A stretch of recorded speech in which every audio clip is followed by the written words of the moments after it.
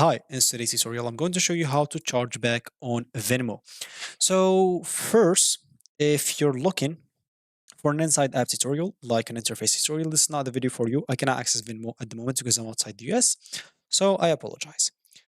But if you just want to know how to charge back on Venmo, simply how to open or basically how to open a dispute.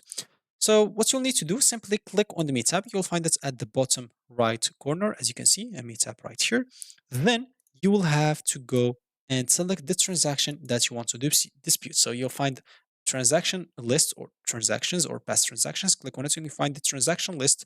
So you can just select the transaction that you want to dispute and click or tap on need help. Select the statements that best describe your situation. To include other transactions, of course, you can add more.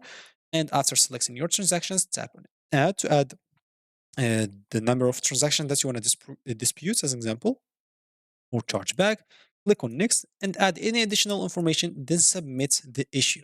And if prompt, reset your Venmo password.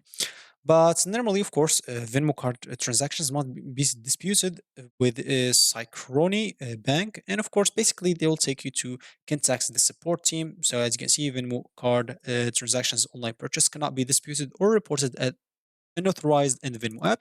And if you are unable to dispute specific transaction in the app, please contact the support team to file a dispute with that. So basically, this article will probably show you the same. I just opened two just in case.